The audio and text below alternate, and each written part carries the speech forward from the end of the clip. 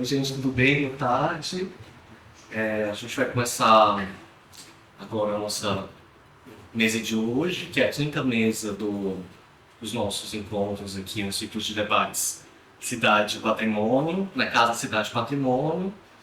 E queria também me apresentar um pouco, me chamo Frederico Teixeira, vou fazer a mediação de vocês, dos nossos pesquisadores hoje aqui. Sou arquiteto pesquisador, mestrando na FAO, e agradeço bastante, assim, o convite das organizadoras do evento, a professora Joana Mello e a Flávia Brito, e todo o corpo de servidores do CPC também. Bom, nesse quinto encontro, o ciclo de debates Casa, Cidade e Patrimônio apresenta a mesa Mídias, Política e Estilo de Vida, que tem como objetivo discutir como o cinema, a fotografia, as revistas impressas e os documentos podem informar e criar discussões na produção das práticas culturais no campo da arquitetura, mais especificamente nos regimes da intimidade do espaço doméstico. Então, a gente vai apresentar, na verdade, vamos discutir 3 trabalhos, dois que estão em processo, assim, e o trabalho da Evelyn, que já foi defendido, trabalho da FG. Bom, o primeiro trabalho é da Mariana Chagas Parmoniana, e é a sua pesquisa de mestrado em processo, e discute a Casa Samambaia, projetada em 1951 por Sérgio Bernardes, para a arquiteta e paisagista Lota de Macedo Soares e a escritora estadunidense Elizabeth Bishop. E nessa pesquisa ela pode vir a tensionar na outros tradicionais de representações no campo da historiografia da arquitetura, interrogando o que os documentos revelam ou que ocultam sobre os usos e os corpos que habitam o espaço a partir dessas práticas dissidentes. A Evelyn Maia Hetra vai investigar entre 68 e 73, a partir da revista Manchete, as relações entre anúncios publicitários, classe média e as concepções de domesticidade brasileira durante o regime militar civil, resultado do seu trabalho de TFG, né, trabalho final de graduação no curso de arquitetura. E por último a gente vai ter a presença do Rafael Vieira Blas, que na sua pesquisa de doutorado em andamento, que vai apresentar o recorte da cinematografia paulistana e a sua relação especial com a domesticidade no período entre 1960 e 1980, elas inseridas assim, nesse contexto de crescimento vertiginoso da metrópole. E aí eu queria também já, antes de tudo, convidar as pessoas para os próximos encontros. A gente está no nosso quinto encontro, então temos mais outros 5, e o próximo encontro vai ser no dia 2 de julho, cujo tema é Trabalho Doméstico de Discursos de Resistência. Então, convido todo mundo também para vir ao nosso próximo encontro na quarta-feira, a partir das 5 horas também aqui, no dia 2 de julho, no CPC. Bom, vou chamar aqui a mesa a Mariana Parmagnani. A Mariana é arquiteta e urbanista pela Universidade Federal do Espírito Santo, a UFES, e mestrando em História e Fundamentos da Arquitetura e do Urbanismo pela FAUSP. Ela integra o coletivo Arquitetura Bicha e é membro dos grupos de pesquisa Arquivos de Fontes Narrativas entre Cidade, Arquitetura e Design e GEMA, Espaço Doméstico, Corpo e Materialidades. Suas pesquisas intersecionam os gênero, sexualidade e domesticidade na arquitetura moderna. Bem-vinda e bom fala, Marina. Boa tarde, todo mundo. Primeiro eu queria agradecer o convite por apresentar a pesquisa aqui hoje, nessa mesa, e agradecer também os meus colegas de mesa. A pesquisa que eu vou apresentar hoje é um recorte da minha pesquisa de mestrado, e eu intitulei a apresentação de hoje Documentos para Pensar a Casa Samambaia. A Casa Samambaia foi o lar da poeta americana Elizabeth Bishop e da arquiteta autodidata brasileira Lota de Macedo Soares. Elas moraram nessa casa por cerca de 15 anos entre as décadas de 50 e 60. A Lota encomendou o projeto da casa ao Sérgio Bernardes, arquiteto, em 1951. E o projeto é alvo de interesse da historiografia de arquitetura desde o início de sua construção. O projeto rendeu ao Sérgio Bernardes o prêmio para jovem arquiteto na segunda Exposição Internacional de Arquitetura da Bienal de São Paulo, 1953, E dentre as características mencionadas pela crítica de arquitetura estavam a linearidade da planta, a mistura de materiais disponíveis no local, pedra e tijolos, com materiais industrializados leves, telha metálica ondulada e vergalhões de alumínio, além de técnicas de construção em loco, por conta da dificuldade de acesso à casa. A casa é também considerada a primeira casa de estrutura metálica no Brasil. Entretanto, a sexualidade da Lota e a parceria com a Michel foram amplamente ignoradas durante as discussões na historiografia de arquitetura, mesmo elas tendo vivido ali desde o início da construção da casa, morando acampadas na casa e mudando conforme as aulas ficando prontas, e tendo a Lota gerenciado ela mesma a construção da casa, como a gente vai ver em seguida. E o que eu quero trazer hoje, nessa mesa de mídia, é uma discussão sobre o que cada arquivo e cada tipo de documento possibilita de histórias contadas a partir deles. Então, primeiro eu trago a historiografia tradicional de arquitetura, essas revistas especializadas nas quais a casa saiu, e depois eu contrasto essa narrativa com as cartas da Bishop. Eu escolhi esses dois recortes para tratar aqui hoje. E aí, então, só situar um pouco essa discussão, porque a história da casa que se conhece hoje ela é fruto dessa convergência de arquivos e narrativas possíveis a partir desses arquivos.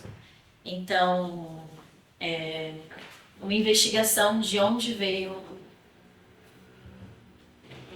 a narrativa. As revistas que eu trago hoje são a Habitat, a Architecture d'Aujourd'hui, francesa, a Arquitetura e Engenharia, Brasil Arquitetura Contemporânea, a inglesa The Architectural Review e a de Arquitetura e Decoração. Começando pelo Habitat número 7, de 1952, foi publicado esse texto de autoria do Oswaldo Corrêa Gonçalves, falando sobre o Sérgio Bernardes, o arquiteto da casa.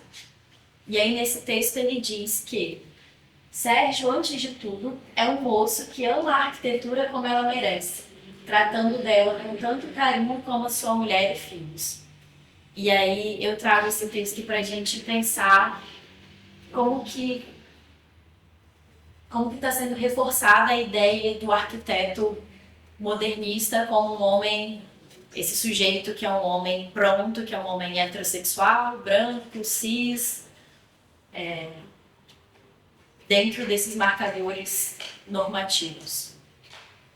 E aí ainda em outro trecho fala: em qualquer lugar e a qualquer hora que domine a preocupação de pensar em arquitetura, sua mente trabalha e seu lápis registra a ideia no papel vegetal, no convite de casamento do amigo ou na última revista de automobilismo. Reforçando essa ideia do arquiteto como um gênio que tem as ideias sozinhos e essa ideia de culto ao gênio, ela é trabalhada por autoras como Beatriz Colomina, Gwendolyn Wright, que eu recomendo para quem quiser se aprofundar nessa questão. E a ideia do homem racional moderno também, o gosto pelo automobilismo, e essa ideia do homem desse período racional, viril. E aí sobre isso eu recomendo o trabalho do Pedro Berezin, que é A Casa do Homem de Bem, e também tem os volumes da História da Virilidade também.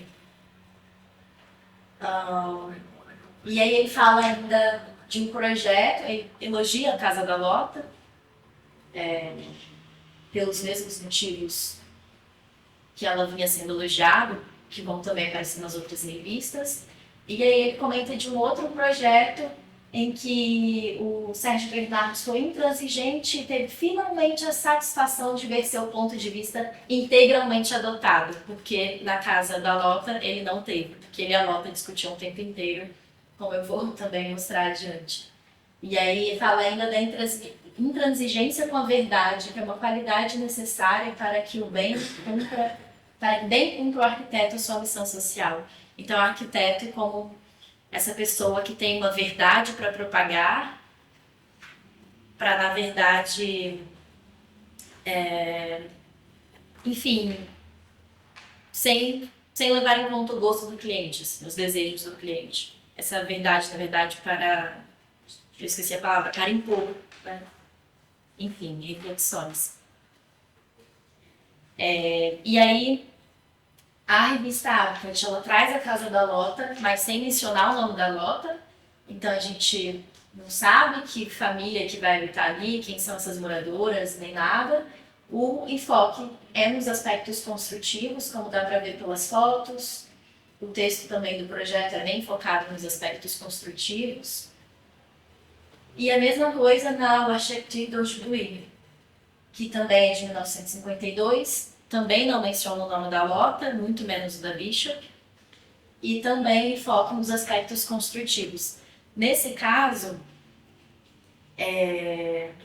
na legenda da planta baixa, a legenda separa a planta em 3 zonas. Uma chama de ambiente familiar, que é realmente a zona íntima, que está no canto na esquerda aqui da planta. Para vocês, à esquerda, tá certo.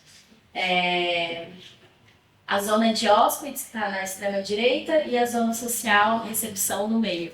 E aí, eu não vou entrar aqui no mérito da planta, porque não é o foco dessa apresentação, mas eu queria destacar que ele coloca esse ambiente familiar, mas sem nenhuma menção a quem que seria essa família que ocuparia esse lugar.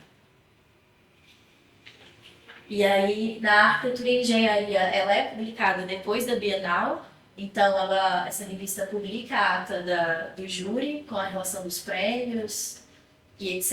E aí é a primeira vez que o nome da Lota aparece vinculado ao projeto da casa.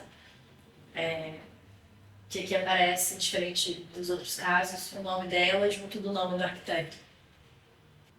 Na Brasil, a arquitetura contemporânea diz o nome da Lota. No texto do projeto é comentada a separação do setor íntimo do restante, dos demais, por uma questão de privacidade. Mas ele não entra em maiores detalhes, não fala nada sobre por que essa necessidade da privacidade numa casa que já é isolada nas montanhas, em Petrópolis, enfim. E na The Architectural Review, que é inglesa, não é mencionado o nome da Lota, mas eles colocam o sobrenome dela, só que escrito errado, Soares, com Z, e não Soares. Então eles omitem o primeiro nome e, por consequente, o gênero da cliente. E essa generalização, né, de latina, com esse sobrenome com Z.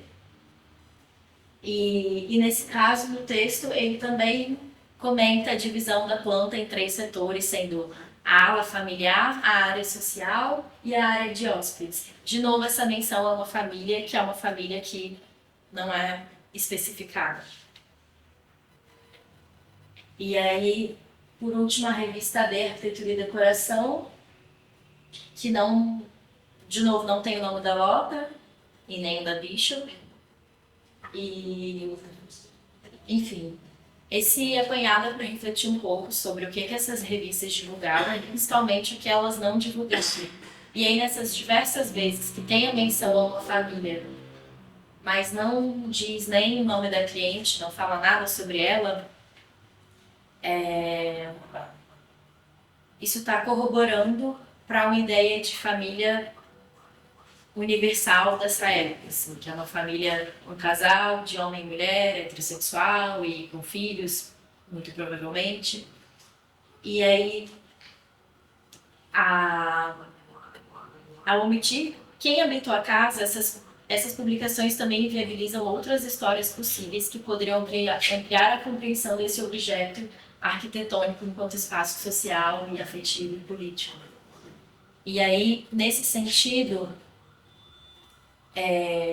Judith Butler comenta como as normas de gênero e sexualidade operam por meio da exclusão e da não nomeação daqueles que não se conformam à matriz heterossexual. Ainda nesse sentido, Ivy Kozlowski comenta o armário como um regime epistemológico, em que os corpos não pertencentes à norma não são citados. E aqui eu estou trazendo um pouco de discussão de teoria queer, mas muito brevemente, porque, enfim, por conta do enfoque da mesa, mas é importante trazer isso. E aí, nesse sentido, eu queria trazer essa citação do José Munhoz, que diz: a questão da queeridade tem uma relação especialmente problemática com a evidência. Quando o historiador da experiência queer tenta documentar a passado queer, geralmente é um guardião, representando um presente heterossexual, que se esforçará para invalidar o fato histórico das vidas queer presentes, passadas e futuras.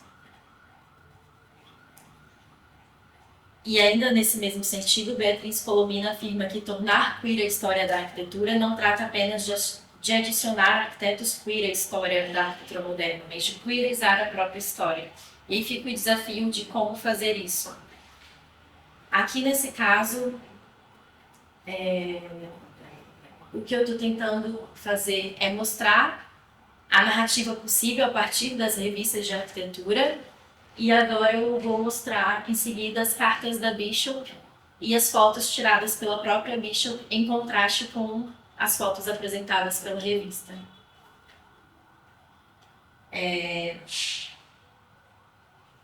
E uma história da casa a partir das moradoras, que é uma história da intimidade, do cotidiano, não é uma história distante, né? Não é a história do projeto. Porque a história da casa, na verdade, ela começa depois do projeto, né? O projeto é só o início e o que importa é a qualidade do projeto. Ela é dita depois que as pessoas de fato estão morando nessa casa. Enfim. Os documentos que eu trabalho no mestrado são cartas, poemas, pinturas, fotos, todos praticamente do acervo da Bishop, porque o acervo da Lota não é disponível publicamente. E o acervo oficial é a Biblioteca Digital do Vassar College, que eu tive o prazer de visitar também. Então, todos os documentos que eu vou mostrar daqui em diante são gentilmente cedidos pelo Vassar College. Então, eu vou ler alguns textos e fazer considerações. A Bishop diz assim: a Lota anda muito animada. A casa dela ganhou o primeiro prêmio no concurso para arquitetos com menos de 40 anos, ou coisa parecida. Gropos foi um dos juízes, e é claro que a Lota está orgulhosíssima porque ela sabe, e eu sei, e mais alguns amigos, que todas as ideias boas foram dela e não do arquiteto, por mais simpático que ele seja. O fotógrafo fechou-se na sala e pôs todas as cadeiras na diagonal e botou as almofadas do sofá todas enviesadas. Fora isso, porém, as fotos estão ótimas. E aí aqui com isso eu não quero dizer que as ideias boas foram da Lota, mas só tensionar essa ideia de autoria e pensar na arquitetura mais como colaboração. Conforme Beatriz Colomina e Gwendolyn Wright. E aqui, esse prêmio que ela está se referindo, caso não tenha ficado claro, é a Bienal, o prêmio que ele ganhou na Bienal para arquitetos, jovens arquitetos. E aí aqui, as fotos, como eu comentei, são tiradas pela própria Bishop através dessa máquina de slides que ela comenta. Eu lhe contei que tenho tirado slides, sempre achei que era a coisa mais burguesa do mundo, mas realmente ficam lindos. A Lota se encarrega da máquina. Ela queria que eu tirasse da casa toda. Quem é que vai ver estes slides e quando? Eu não faço ideia. E aí eu adoro essa citação, porque, Bishop, estamos vendo seus slides agora. E aí, essa sala é uma das salas que foi fotografada pelos fotógrafos, mas em outro ângulo e sem gato, com as almofadas assim na diagonal. Esse gato chama Tobias. Essa é a biblioteca da Lota. E é um cômodo que eu gosto de pontuar porque a Lota tinha um escritório na casa. Geralmente, nessa época, o escritório era um cômodo associado ao homem da casa, como vocês podem conferir na tese de livre docência de Joana Mello. E aí, ler é uma das coisas que elas mais faziam juntas. Então, a biblioteca é um espaço muito importante da casa. E aí, sobre isso, a Bishop diz: a gente lê, lê, lê o tempo todo. E as pilhas de livros vão crescendo, e eu me lembro de uma poesia deste, outra daquele, e as revistas vão se acumulando em torno de nós feito neve. Realmente não sei o que adianta toda essa leitura para este cérebro já envelhecido. A única vantagem prática, a meu ver, é que quando temos visitas estrangeiras, eu e Lota parecemos atualizadíssimas. E aí, essa é uma foto da cozinha. É a única foto que eu achei da cozinha, que eu também fiz questão de trazer, porque é um cômodo que nunca aparece nas revistas de arquitetura. E para trazer esse caráter também, que a Bishop diz que ela é uma boa dona de casa, então também se coloca nesse lugar de mulher que cuida da casa. E aí ela conta que está fazendo pão, abre aspas, estou ficando tão boa que eu nem eu mesma acredito. Sempre achei que fosse muito difícil, mas agora faço pão de aveia, pão com passas, de germe de trigo, maravilhoso para fazer torradas, etc, etc. Estamos começando a construir um forno ao ar livre. E aí, eu quis trazer também a foto da Bishop no carro, que não está com uma resolução muito boa, mas ela tem um interesse também automobilístico, que eu também quis trazer, porque fala-se muito desse interesse automobilístico por parte do Sérgio Bernardes, mas a Lotte e a Bishop também eram muito fãs de carro. A Bishop no início não, mas gradativamente ela vai se tornando uma fã de carros. E aí ela fala, vocês deviam ver nosso quintal agora.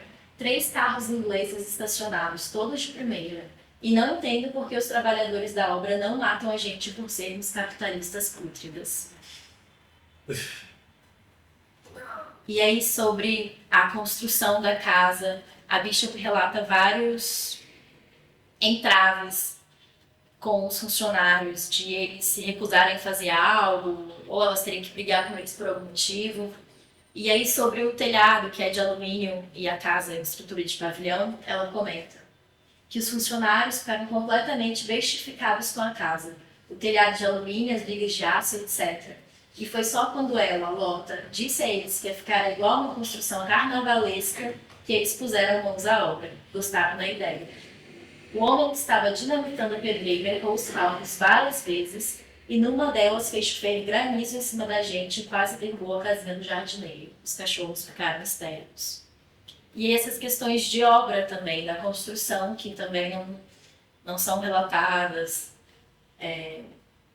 pela historiografia tradicional que eu quis trazer. E essa foto eu imagino que seja a casinha do jardineiro, por isso que eu trouxe. E a Lota e o gato. Bora. Uma foto da casa da Floricho. E aí ela comenta a construção da casa, que começou em 1951, ela só foi terminar em 1960. Foram anos construindo a casa conforme o dinheiro dava. Então, depois que construíram todas as alas, depois ficou faltando a garagem, ficou faltando envidraçar. Então, foi uma construção bem processual. E aí ela fala que a casa estava engolindo todo o dinheiro e que teriam que parar a obra de novo. Fala que não daria fotos, que saíram em revistas, que o arquiteto é brasileiro. E aí ela ainda fala, bem jovem, amigo nosso, mas na verdade essa é a única casa dele que eu acho realmente boa, e é boa mesmo, mais por causa do bom gosto da Lotte e por ela ter brigado com ele o tempo todo do que por qualquer outra coisa. Assim, a Bishop, são opiniões pessoais dela, né, e é justamente esse o foco.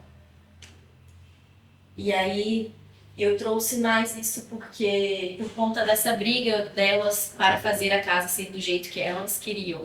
Então a briga com o arquiteto, e aí a briga com o ferreiro, que elas queriam fazer estufa, uma espécie de lareira, mas o ferreiro não queria fazer do jeito que elas queriam, e brigaram os dias inteiros, e a Bishop teve que ir lá pessoalmente fazer desenhos, jurar que morou no Canadá, entendia muito de estufas, para conseguir que ele refizesse tudo. E falou que depois disso a sala ganhou um certo charme doméstico. E essa é a estufa que ela se refere, que eu entendo que é um fogão para esquentar água. E aí a pintura é da própria Bishop, da estufa. E aqui a estufa também é o fundo da sala de estar íntima do lado do caldeiro delas duas. Calma. E aí a relação delas com a mídia também. Ela conta vários causos, e aí Um desses foi desse fotógrafo. Eu vou ler a citação. Havia na parede uma foto do Portinari pintando seu último mural para a ONU, e os repórteres nos perguntaram se o conhecíamos. Ele é um velho amigo da Lona.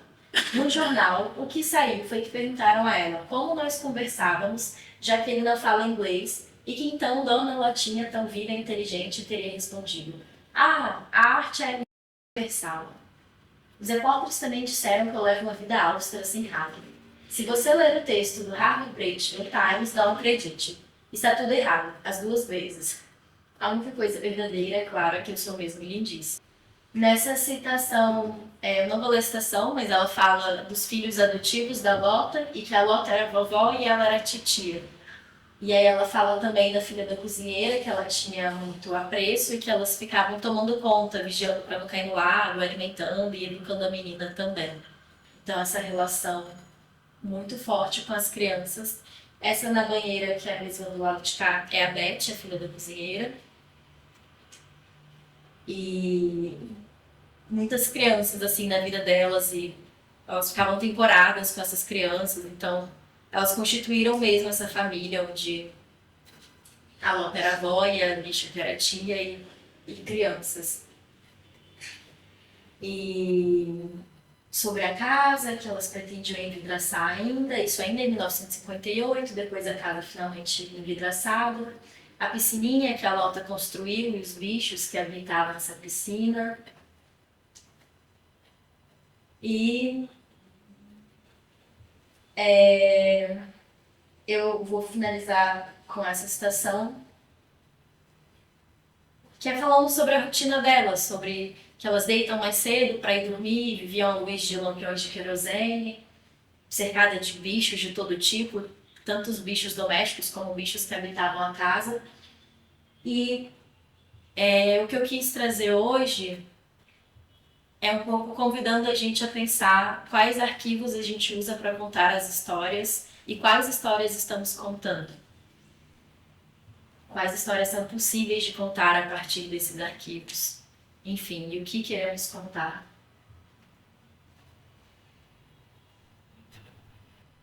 Muito obrigada.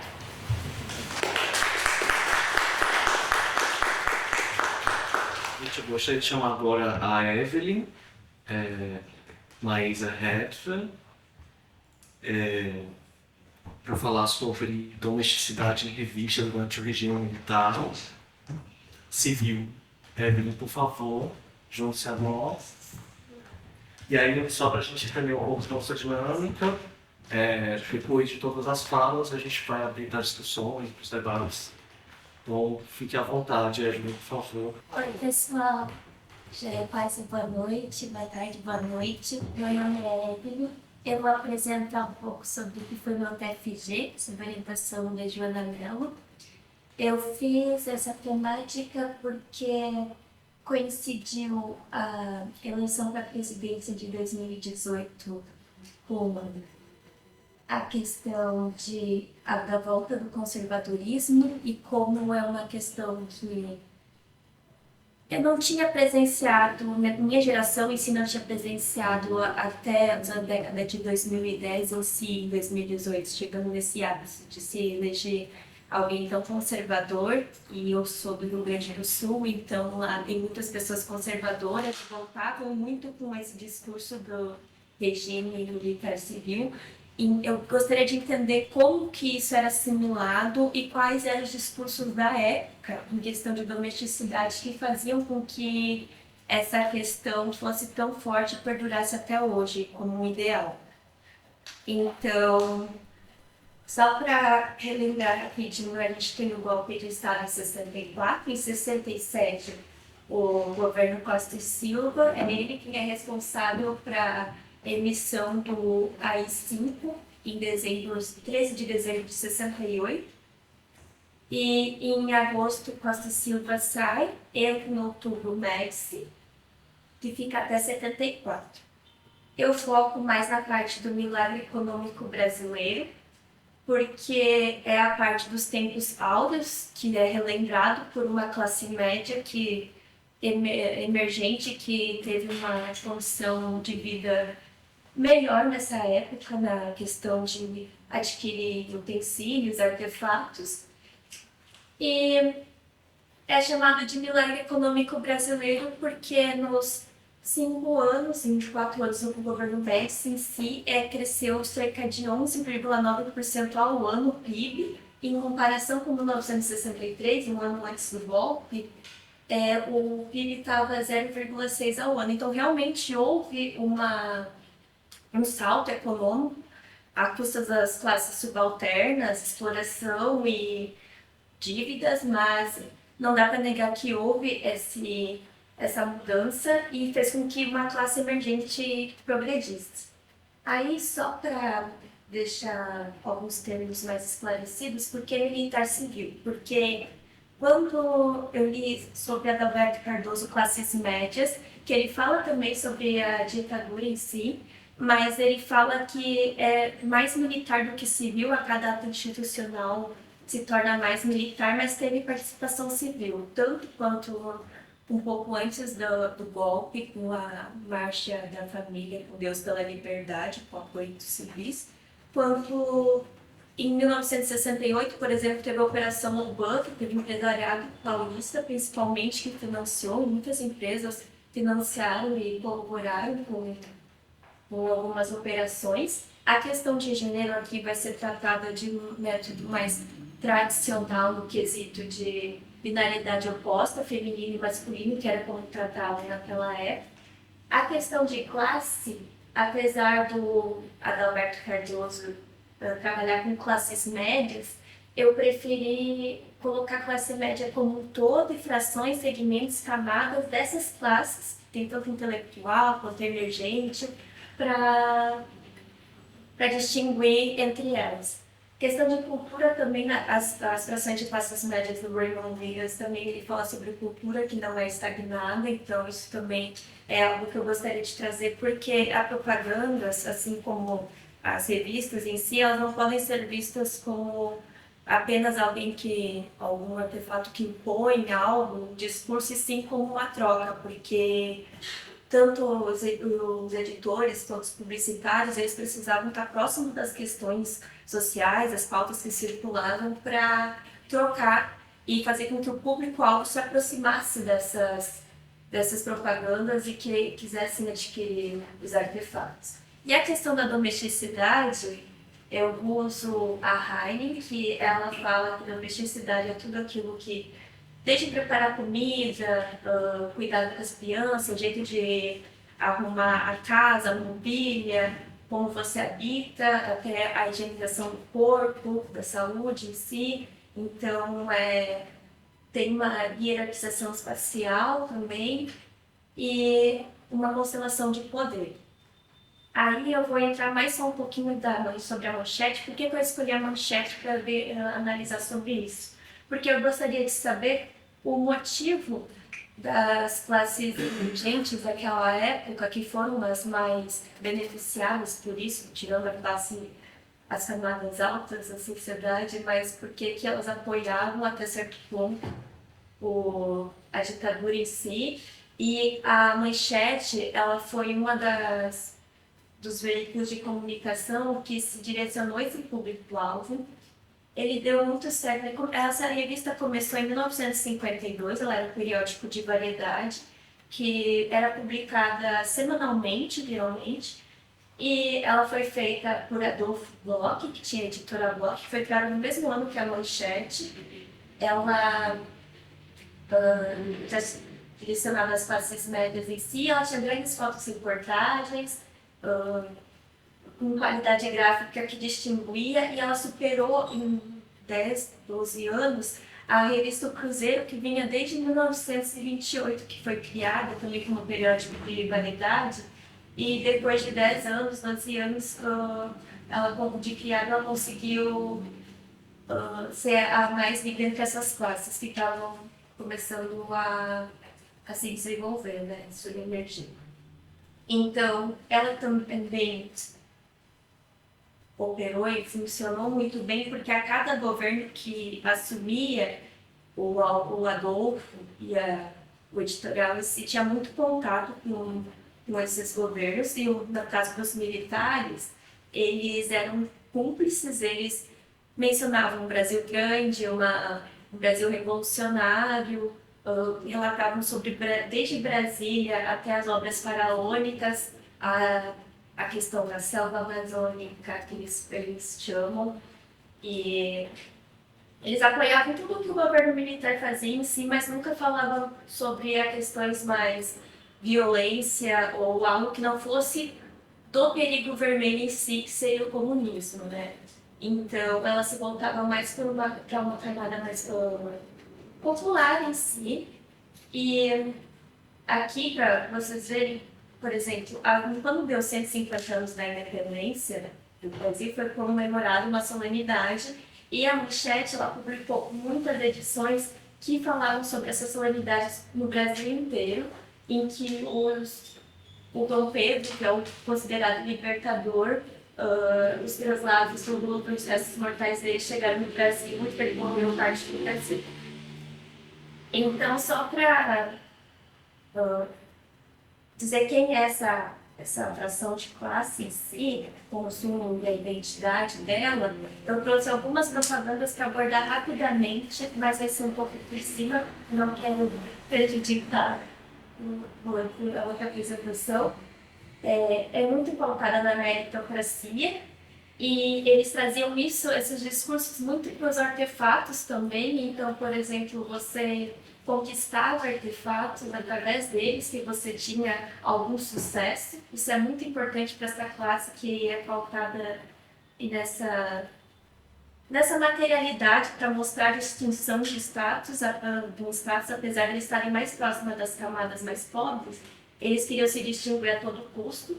Então, traziam muito sobre esse panorama de maior escala, como a Amazônia, que estava sendo explorada bastante naquela época, desde aquela época em si. A questão da vulnerabilidade, porque, como pode ver, acho que não dá para ler, mas enfim, ali diz que não precisa de joia para você fazer o seguro, o que indica que muitas vezes os programas de seguro eram direcionados às classes maiores, mas como agora tinha uma classe que precisava, gostaria de, era muito vulnerável, gostaria de fazer, a Bradesco fez algumas das propagandas dela direcionadas a esse público, falando que não precisava de joias, que estava tudo bem se não tivesse também vínculo de emprego, não precisava comprovar.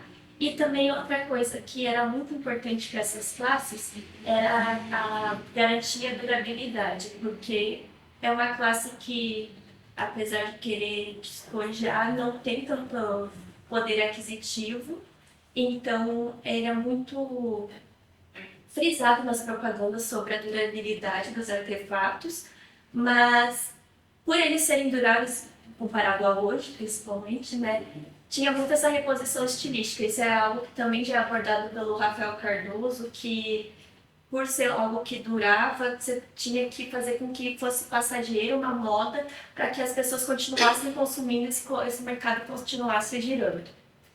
Então, outra coisa que era muito importante a partir desse poder aquisitivo, esses círculos sociais, era a sociabilidade. A mulher em si adquiria um status de esposa, dona de casa, e era muito importante ter eletrodoméstico, então daqui a pouco eu vou abordar um pouquinho sobre isso. Mas o que eu queria destacar aqui nessas três é sobre a expansão da casa como para as visitas, porque a gente tem muito, até a Joana tinha na explicação da apresentação dela, falando sobre sala de visita e tudo mais, como isso era recepcionado.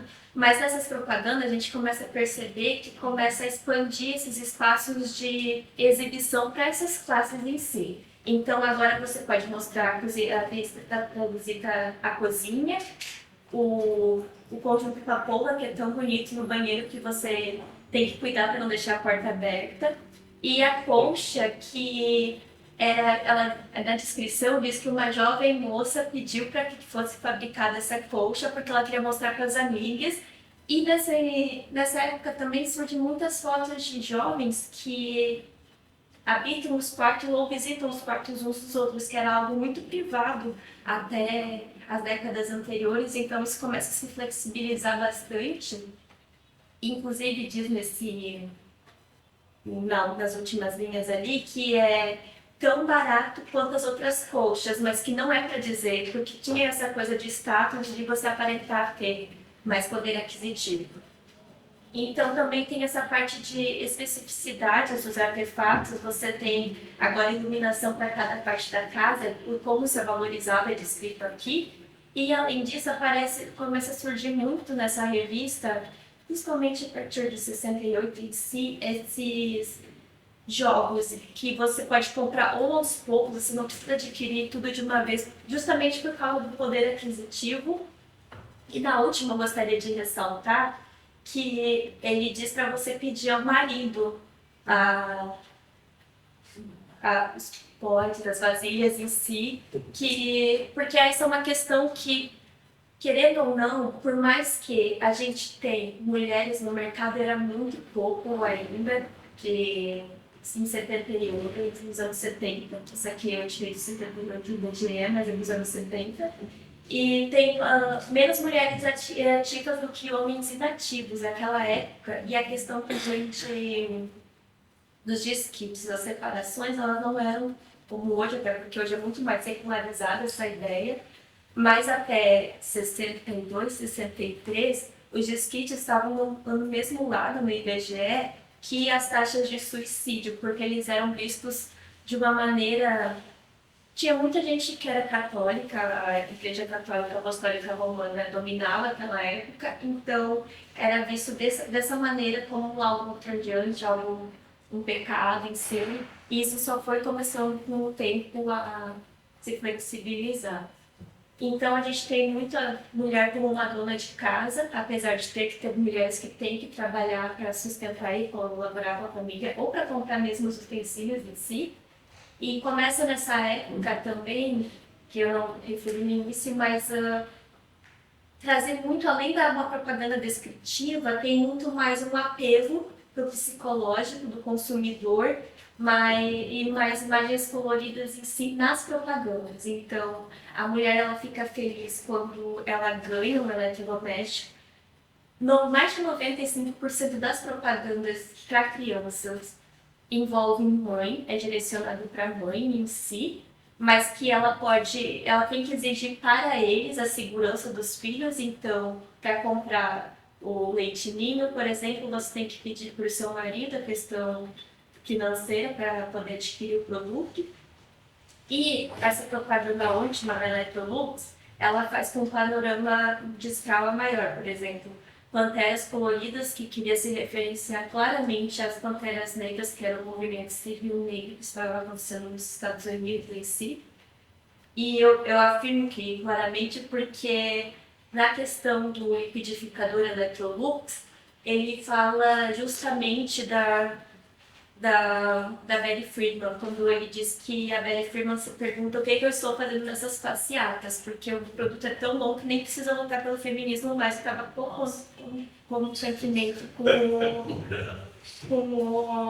esse movimento dos negros, né? Assim. Então, a última parte, que é Ame ou Deixe, eu coloquei justamente esse título por ser algo mais impositivo.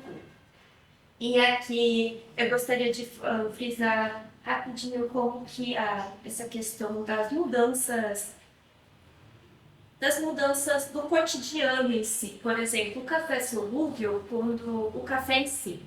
Na revista Manchete, que foi lançada em 52, até 67, tinha poucas propagandas de café, quando comparado de 68 até 74, que teve 1,5 vezes mais propagandas de café do que de 52 até 67.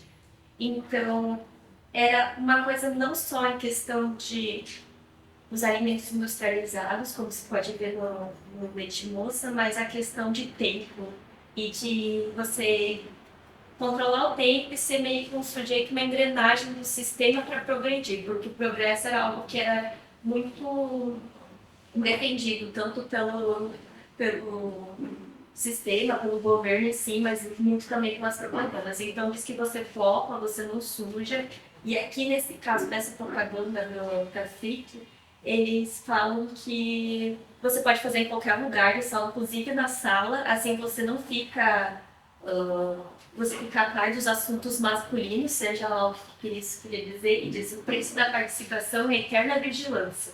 Você começa a perceber que tem um vocabulário que muitas vezes se alinha muito com o que estava acontecendo no panorama político e econômico em si. Além de ter muitas, já tinha antes sobre relógios e tudo mais, mas tem muito sobre colchão e relógio atrelado a tempo e descanso para que você consiga render mais ou estar pontualmente no trabalho e coisas desse nível, assim. Então, uma outra que se alinha do panorama é do BNH, que foi um dos programas feitos. E nele, você consegue perceber que isso é só uma capa, não é uma propaganda, mas que surge também na revista muitos anúncios que ficam preocupados com a questão dos tamanhos das moradias em si. Por quê? Porque a década de 70 foi quando inaugurou mais gente na cidade do que no meio rural por causa da Revolução Verde. Então, as pessoas foram buscar empregos em indústrias, em polos industriais, houve uma especulação imobiliária, diminuiu os espaços e, com isso, eles estavam muito preocupados com os tamanhos que seriam vendidos das coisas. Geralmente, eletrodoméstico tinha em 2 tamanhos, começaram a surgir embutidos também dessas classes. E é mais isso que eu queria... Aqui são só outras coisas, questões de limpeza, mas que eu já tinha mencionado, e daí eu menciono aqui, eu destaco também. Mas que essas questões de funcionalidade, ele diz por causa do espaço também, que faz com que você consiga aproveitar o espaço do banheiro. E aqui começa a ficar mais estranho as propagandas, então, para mostrar que tinha muita propaganda de muitos anúncios de bancos em si, ou de crédito. Por exemplo, o AI-5 foi emitido em 13 de dezembro de 68, 3 dias antes, no dia 10, foi emitida uma resolução que fizesse com que as pessoas tivessem mais créditos para comprarem mais ainda, e no caso dos usuários finais. E essa é uma das propagandas que diz que você usa o cartão de crédito como uma arma, assim como também em Panorama com a Guerra Fria, o Bom Vizinho, que fala sobre empréstimos, financiamentos que você faz e tudo mais. E aí, aqui a gente tem uma parte que as chamadas, você bate o olho e você já começa a perceber que tem um diálogo com a ditadura em si, porque tem a parte de inocentado, mas você não vai deixar isso acontecer de novo, a culpa não foi sua, mas você tem que ficar de olho no que está acontecendo. É uma questão de violência, vigilância e tudo o que acontecia naquela época. Então, eu não sei por que você relaciona um colchão com um covarde ou coisas do tipo, com esse tipo de vocabulário, assim como se você tem outro televisor, a marca vai te perdoar e vai te dar uma segunda chance. E também ele diz que a Telefunk não pergunta onde você mora por causa das abordagens que aconteciam naquela época. Então isso é algo que, por mais que não tenha a ver, é um discurso que é carregado e entra dentro de casa através desses anúncios. Então você tem, por exemplo, esse aqui, que é da TV Philips, e que fala que para não dar dor de cabeça, que está escrito aqui embaixo, eles fizeram testes rigorosos e colocam que na Câmara de Torturas a TV Philips existiu a tudo.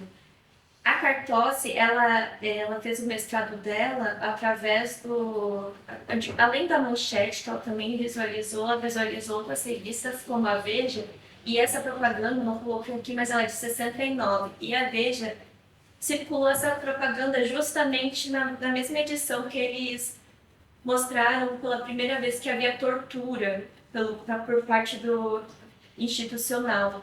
Então, é algo que estava acontecendo, todo mundo estava ciente, desde 64, mas no ano 5 foi institucionalizado em si essa questão e ainda assim a propaganda continuava circulando.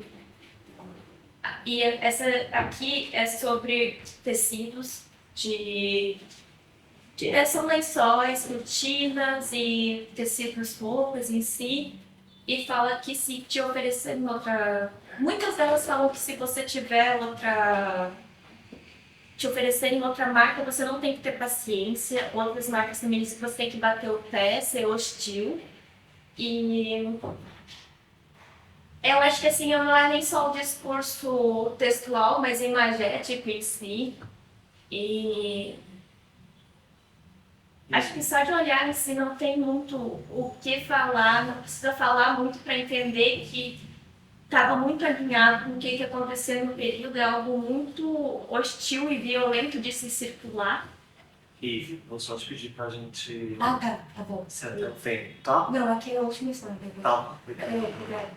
E aí, essa questão de os objetos em si, uma publicidade serem carregados dessas questões simbólicas, desses discursos simbólicos que estavam, principalmente nessa época, você consegue ver claramente que estava muito alinhado com política de Estado. Então, era mais sobre isso que eu queria mostrar hoje.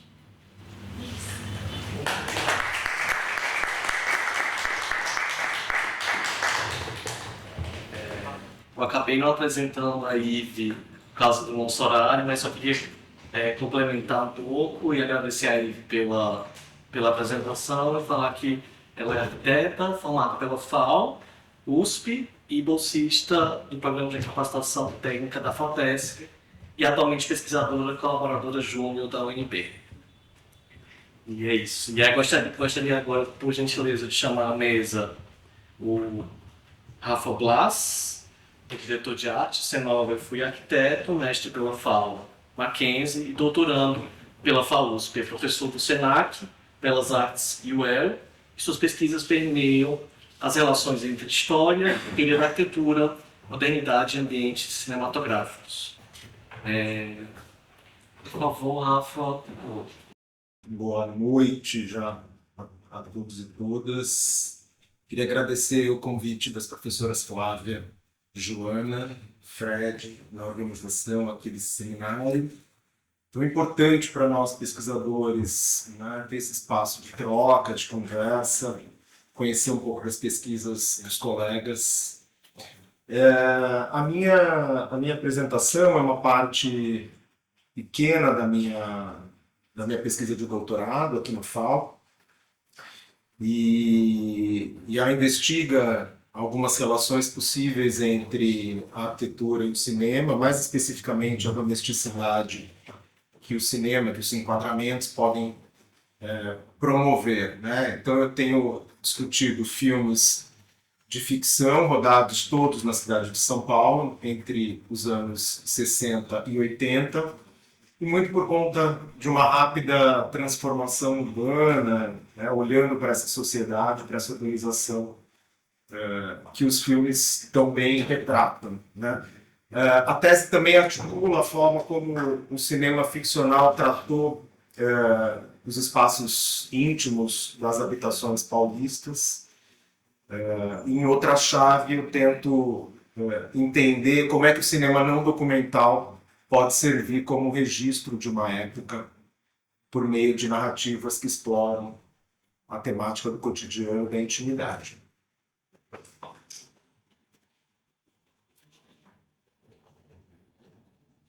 E aí, para a conversa de hoje, eu trouxe uma produção de 1970, chamada Arte de Amar Bem, um longa-metragem dividido em 3 partes, são 3 historinhas independentes, e eu vou me deter hoje em um cenário específico da parte 3, né, que se chama A Garçonnière do Meu Marido.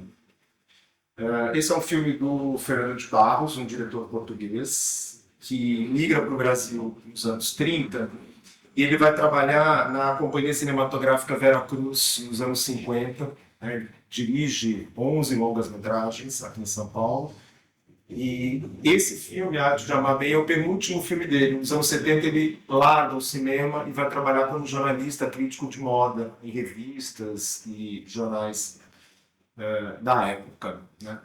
Então, o longa, né, essas três historinhas, ele vai ter as relações conjugais e extraconjugais como tema central desse conjunto de pequenos filminhos, né? Talvez 3 curtas-metragens compilados ali num longa só. E a gente precisa lembrar que nos anos 70 o cinema paulista ele está se ocupando com as primeiras comédias eróticas, né? Conhecidas depois como chanchadas, que foi um êxito comercial tremendo, né? É nesse momento, então, que se consolida a Boca do Lixo paulista, né, ali no quadrilátero, no centro, perto da Aribaluz, né, perto da estação de trem. E esse é um filme bem fora da curva para a época, né? Ele tem um orçamento diferente dos demais filmes da Boca do Lixo, dos filmes marginais que estavam sendo produzidos nesse momento por esse grupo de produtoras, né? Ele é um filme produzido pela Cine Distri, que é uma produtora poderosa para a época, e ele tem uma coprodução da Paramount Pictures. Então, isso já traz uma camada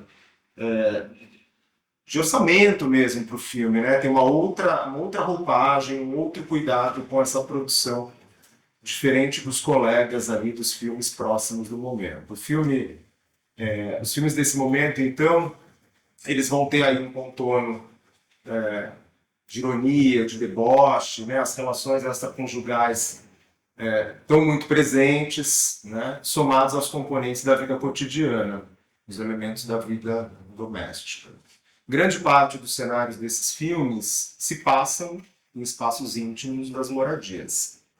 E aí eu fiz um levantamento rápido aqui só para a gente deixar muito claro, né, como o espaço doméstico estava ligado a esse conjunto de filmes, né? Então, um filme dos anos, um filme de 75 chamado O Sexo Mora ao Lado, um outro filme do Rubem Biafra de 75 chamado A Casa das Tentações, um filme do Carlos Hugo Christensen de 71 chamado Uma Pantera em Minha Cama. Então são referências claras aos espaços domésticos nesse grupo, nesse rol de filmes que eu tenho pesquisado no meu doutorado.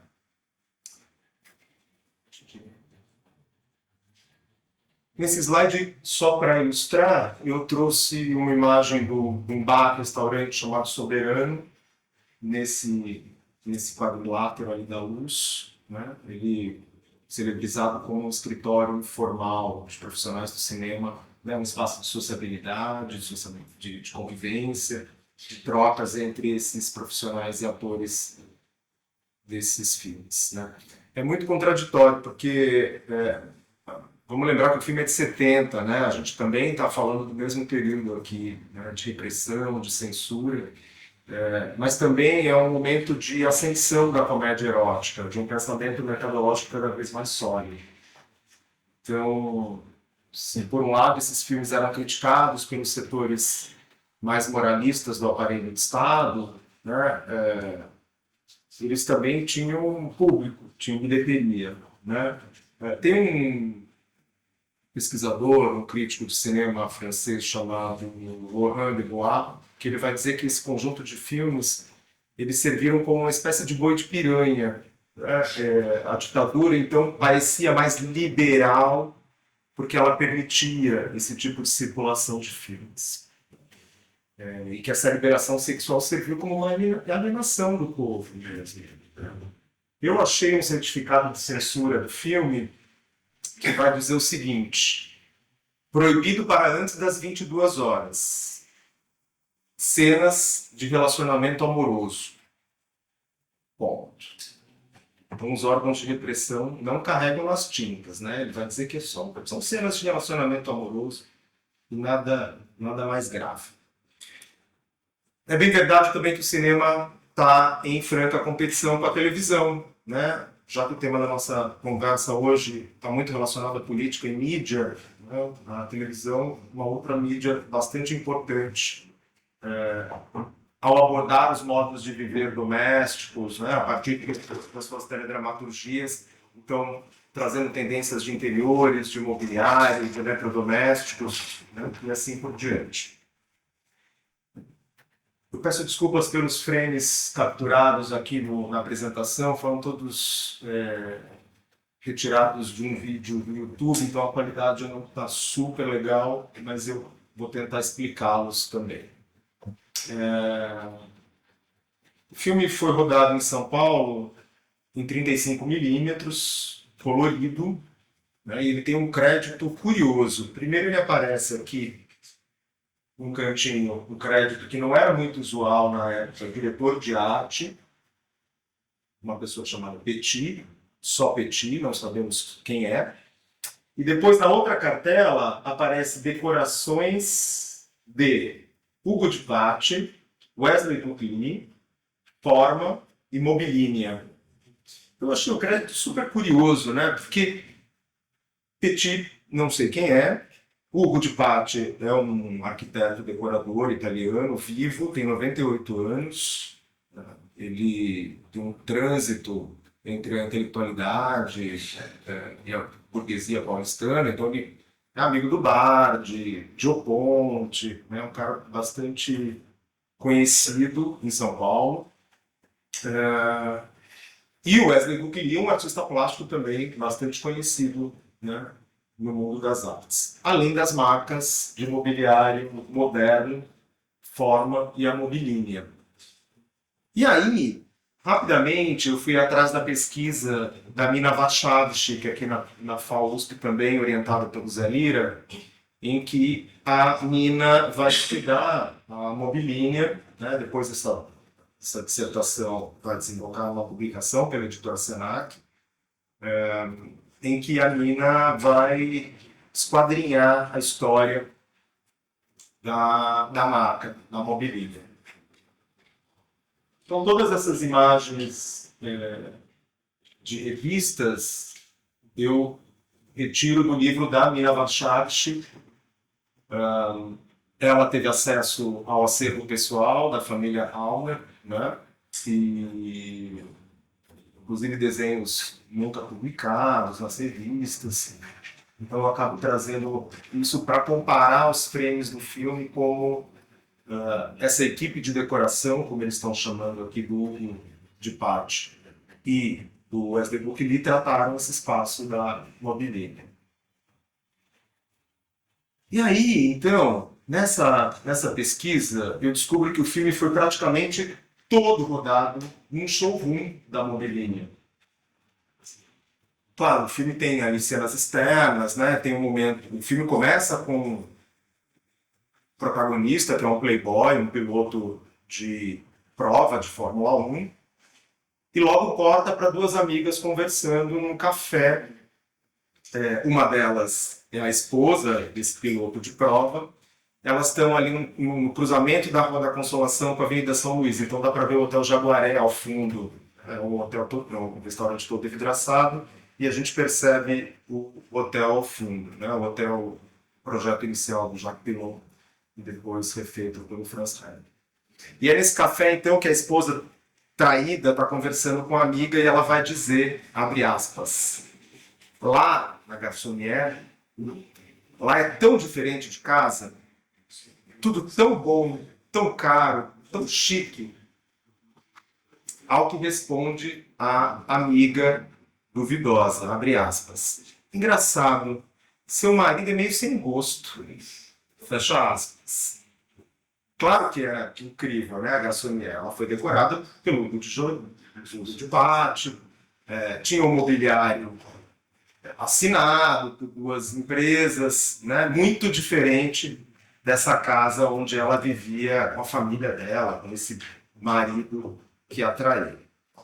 E aí, olhando um pouco, né, para essas imagens, só para trazer um contexto do que foi a Mobilinia, antes da gente entrar de fato nos pormenores do filme. A Mobilinia foi fundada pelo italiano Ernesto Rauner no finalzinho de 50, né, 59, como uma pequena fábrica de de estantes modulares de madeira maciça. Né? Eles abrem, então, uma primeira loja em 62 para comercializar móveis domésticos dirigidos à classe média dos centros urbanos. Né?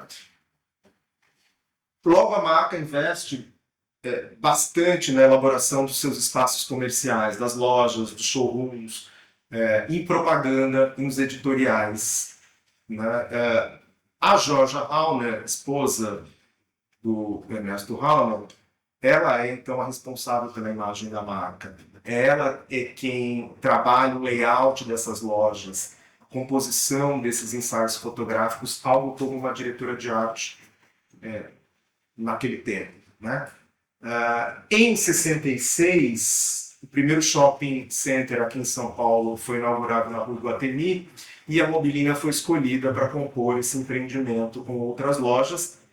O espaço que foi determinado, a Mobilina tinha 500 metros quadrados, e vocês vão ver aqui nas imagens que ele é distribuído em 3 níveis diferentes de piso.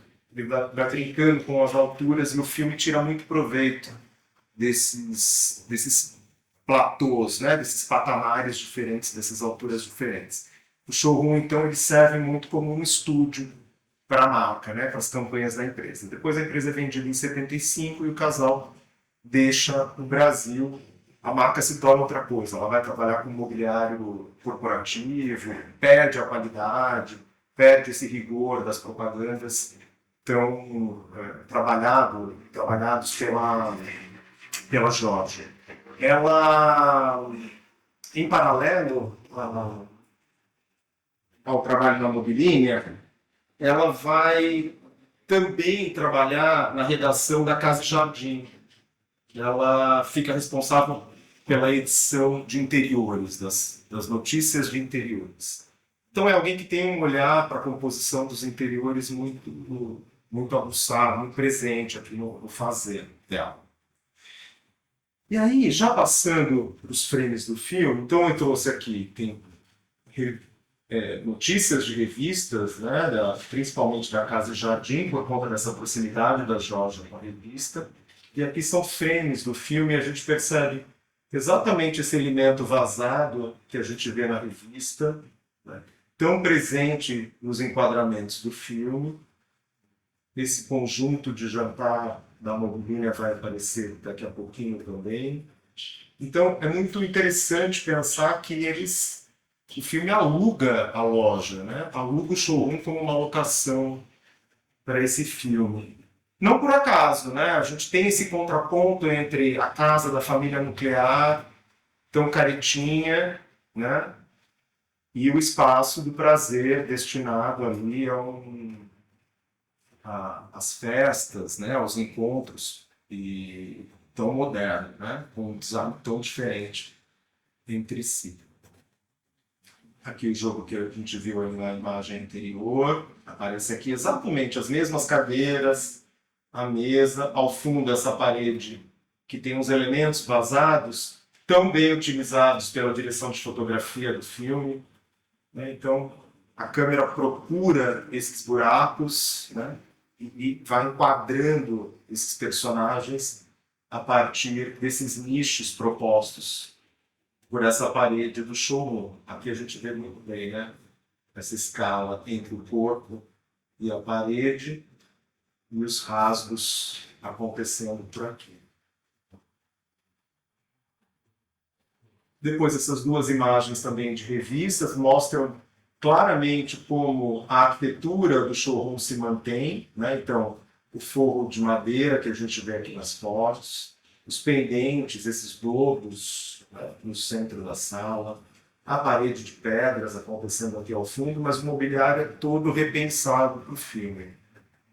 Aqui é o showroom da Mobilínia, a gente viu que nos créditos aparece a forma, então tem um mix aí de composição proposto pelo Hugo e pelo Wesley Guthrie. Aqui também tem uma imagem do quarto do showroom, e aqui 2 frames, então esse jogo de mesas de cabeceira brancos, a cama, absolutamente moderno, final dos 60, começo de 70. E aí a notícia diz, aqui o quarto do casal. branco, todo branco.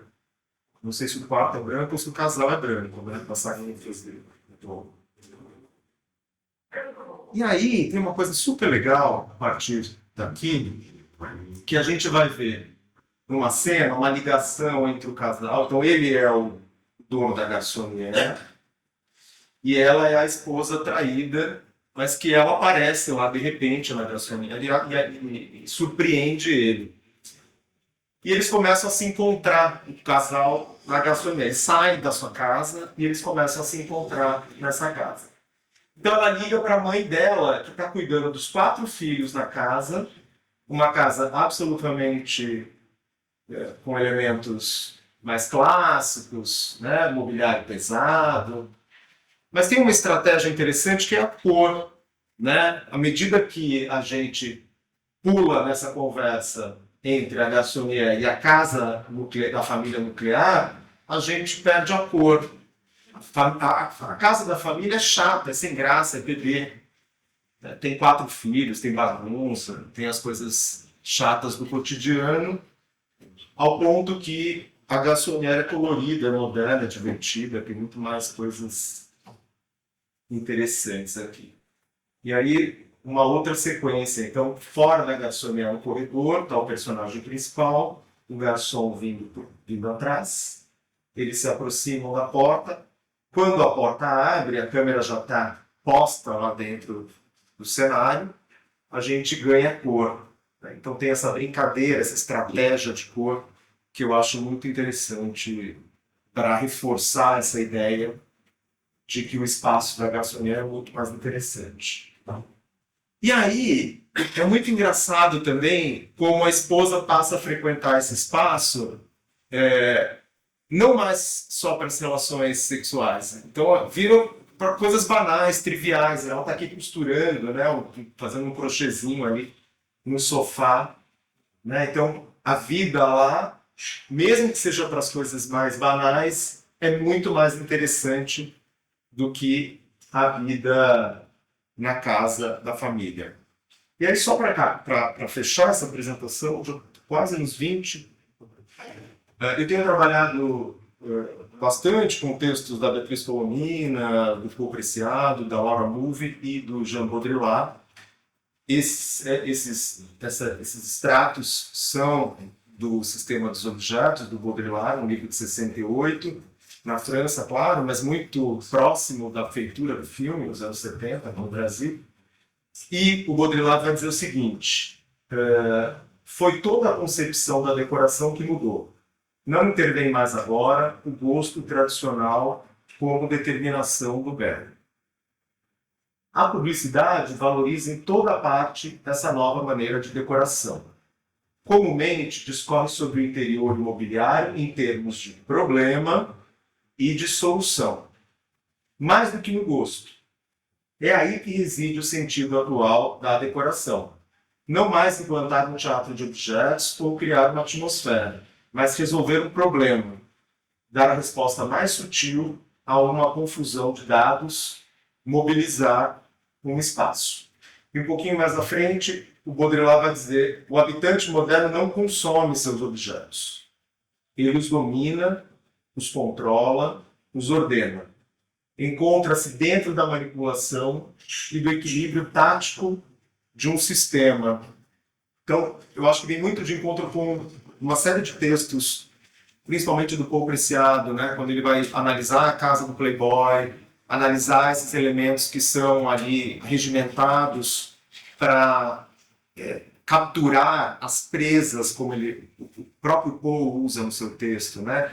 Como é que esses playboys, então, organizam as suas casas para capturar essas mulheres, essas presas, a partir dos seus eletrodomésticos, dos seus eletrônicos, do design do seu mobiliário, como é que essas mulheres caem nos encantos desses interiores a partir dessa organização. E aí, só para acabar, né, eu acredito sim que os filmes podem ser tratados como fontes de informação históricas, né, vão mostrar modos de viver, de consumo e de organização social. A representação da vida cotidiana nos filmes Eles vão apontar para uma série de problemáticas ligadas ao desenvolvimento metropolitano, à cultura urbana, à industrialização, às novas classes e grupos sociais, mobilidade socioespacial, novas subjetividades, questões de gênero e sexualidade, a modernidade, então, num aspecto mais amplo. É isso, obrigado.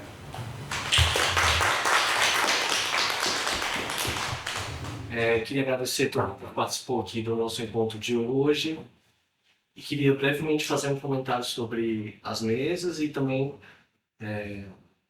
assim, chamar a gente para uma conversa, para um debate agora nos próximos minutos. Então, queria só chamar de volta a Ive e a Mariana, por favor, para a mesa.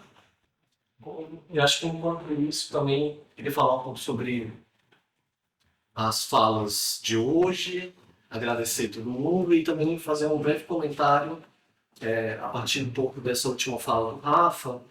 A gente vai, na verdade, olhar para essa produção cinematográfica e entender um pouco esse contraste entre o que seria essa casa que está muito ligada com essa vida da família heteronormativa e como essas diferenças assim, acontecem em cada um dos 3 trabalhos que foram apresentados aqui. Né? No primeiro caso, da Mariana, em épocas diferentes, obviamente, mas nos anos 50, o regime político se apresentava de outra forma no Brasil, e essa questão da família uninuclear ou a família heteronormativa não era central, por exemplo, na casa da Lota e da Bishop. No caso do trabalho da Ive, acho que essas representações todas nas revistas olham muito para essa questão da família uninuclear, né? E também olhando um pouco para essa questão da cis-normatividade, como isso é naturalizado de alguma forma, mas não acho que nada é natural também, mas como isso é enfatizado na manchete, por exemplo. E no caso do Rafa, acho que essa questão da normatividade da família uninuclear também, ela se apresenta, apesar de a masculinidade desse playboy vai desafiar um pouco isso, mas me questiona um pouco sobre a duração desse evento, dessa masculinidade. Se ela é tão nova assim, ou se ela é tão diferente do que vem sendo tratado durante o século XX inteiro. Então, e entender também que lugar é esse que essa mulher pode ter, digamos assim, nessa casa moderna, se é realmente uma diferença ou se esses eventos são de longa ou curta duração, pensando no século XX. Então, queria entender um pouco com vocês, ou falar livremente, que vocês pudessem falar livremente sobre essa relação da mulher nesses espaços que vocês estão discutindo aqui. E queria por gentileza, abrir também para uma rodada de perguntas, e acho que se a gente pudesse se concentrar em 3 perguntas inicialmente, e acho que os nossos componentes da mesa poderiam respondê-las, e a gente pode fazer uma outra rodada se a gente achar necessário. Gente, muito obrigado mais uma vez. Não esqueçam de vir ver a gente novamente no dia 2 de julho, aqui na CPC, e está aberta, sim, a sessão para as perguntas. Muito obrigado. Tem uma questão nova aí, né? Porque tudo bem, é uma garçonière não é uma coisa nada nova, mas na verdade a mulher dele vai, né? Então tem a atitude dela aí, dela se colocar, e tem a atitude dele e topar, eles cabem juntos ali, né? Acho que isso indica uma novidade, então se você pudesse comentar isso, né? De uma mudança mesmo nas relações entre os casais, né? A Constituição. Tem, na verdade, uma fala de uma tensão, né? De um formato familiar onde os dois não estão muito cabendo, né? E aí ali uma válvula meio quase como pudesse pensar como um espaço de heterotopia, né? Assim, então é interessante isso, assim. Talvez você pudesse comentar isso. E aí, uma pergunta também específica para você, né? Porque eu acho que é interessante a fala da Mariana, né? E a fala da Ive, elas fizeram vinculações políticas, vinculações de modos diferentes sobre a temática da mesa, né? Que era pensar mídias políticas e estilo de vida, né? Então, eu acho que é muito legal a Mariana apresentar, né? E, na verdade, vamos dizer, o argumento, né, de todo o ciclo é de que as questões de gênero e sexualidade são questões políticas, né? E que elas estão em pé de igualdade com as questões sociais, políticas e econômicas, né? E que elas estão, elas participam, né? Então, a Mariana, na fala dela, foi mostrando, né, os lugares que cada um ocupa, a constituição de uma outra família, e tudo isso está falando, né? A casa é uma representação das potencialidades da nação, né? Pela industrialização e tal, isso aparece muito nas revistas. E você está dizendo, bom, ali tem outros tipos de relação também, né? No caso da IVE, eu acho que tem uma coisa aí já mais explícita, né? Porque a IVE, a pesquisa era mesmo ver o papel desse veículo durante a ditadura militar, né? E eu acho que é uma coisa chocante, quando a IVE começou a trazer as propagandas, muito chocante de ver como aquilo tudo estava muito naturalizado, né? Assim, a gente olhava a revista Manchete, né? Eu olhava a revista Manchete. E tudo bem, quando nos anos 70 e 80 ainda sou criança, mas assim, as pessoas liam aquela revista, né? De um espectro político também muito variado. E aquilo estava lá, né? Então, eu acho que tem um argumento muito sobre como esse estilo de vida é um instrumento de constituição de linhas políticas, né?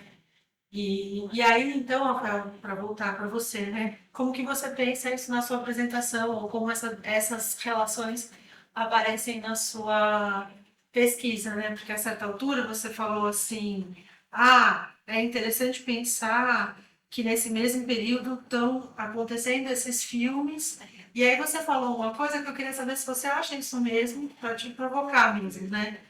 Ou se são aquelas coisas que a gente acaba, às vezes, falando por causa da bibliografia, enfim. Que a ideia de que esses filmes são bois de piranha, que eles servem para atenuar a ditadura militar, mas, na verdade, eles seriam como uma falsa consciência, né?